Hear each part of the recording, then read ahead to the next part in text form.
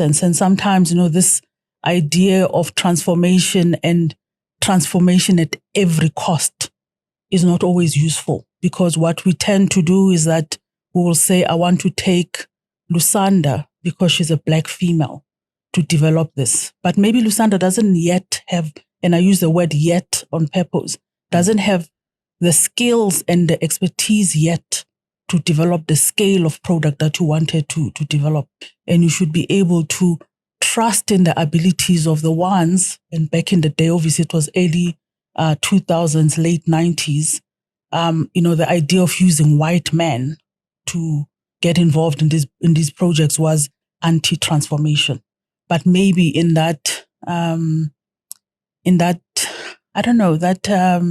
short-sightedness, we lost the opportunity to actually insist that those white engineers, those white quantity surveyors, those white contractors should have a clear program of passing skills to the black entrepreneur, female or male, so that they are able to then learn and do the right things moving forward. So I think we lost a little bit of money just by being rigid in our need for transformation. And I'm all for transformation, as you would have seen in my career. It makes me wonder, what you are saying now, is it a new view, or have you always held that view that bringing people that are experienced even though they are white? Because I know you are for diversity and inclusion.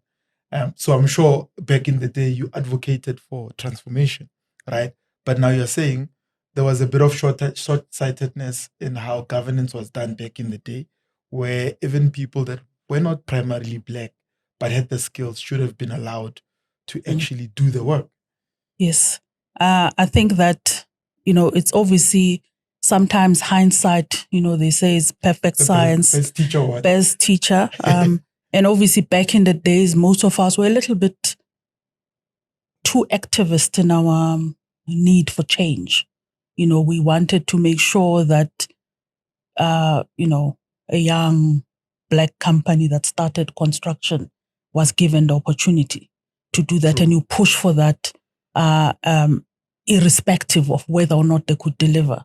Mm. And I'm just speaking broadly, not just for myself. I think for all of us who were involved in those days, you ticked the boxes when you were seen to be using a black contractor, a black structural engineer, a black architect, whatever, and all I'm saying is that perhaps the lesson back then would have been a better program that forces some sort of skills transfer in a way that's managed properly. Because most of my white colleagues that I know, in fact, were always willing to share their knowledge and make sure that, they can transfer skills. But it then became almost competition in that they felt cut out of the process. And that's why you ended up having these issues of fronting and people using Khumalo and Sons. And when you look at Khumalo and Sons, it's actually only Mr. van der Merwe and his sons.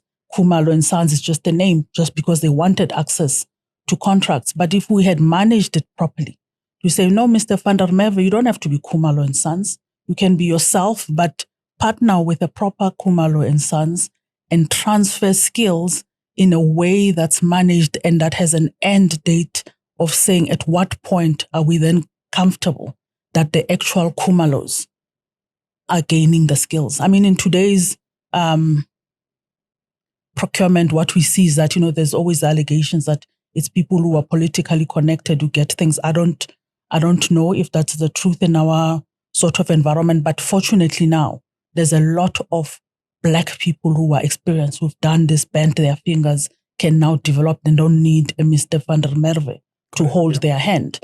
So times have changed. I was just simply reflecting in terms of the past to say, perhaps we could have done more, delivered more quality housing for less if we had used all the skills we had in the country, because South Africa not only made of black people. Diversity doesn't mean women and young people only. Diversity means black, Indian, white, Chinese, green, yellow, purple. Use all the skills you have and the resources you have to get the best product, the fastest time, at the best quality. And sometimes we miss that. I feel like you're saying we lost a lot of skilled people because of that.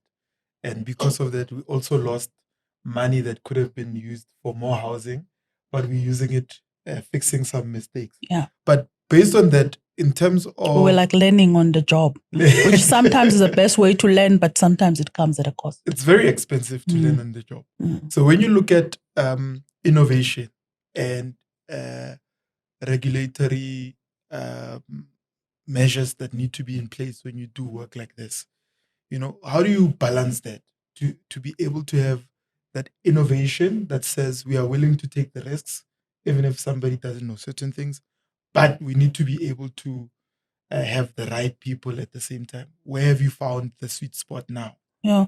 So innovation in housing is a very difficult thing. In that, you're speaking about a place that needs to be safe for human habitation. So as you know, for instance, conversations around using alternative technology to build, use different sort of bricks instead of the conventional bricks that we have. It doesn't always appeal to people simply because a house is a place that needs to be long-term and durable for the long term. So you find that the ideas of innovation take time to settle and filter in a housing space simply because we are very afraid to take the chances. But I think that we are also short-sighted when it comes to that, because these days, innovation is not driven by people who are inexperienced. People who come with these technologies actually have tested it in different environments, and we might be able to deliver more and quicker and cheaper housing for more people if we were open-minded about innovative solutions that are out there.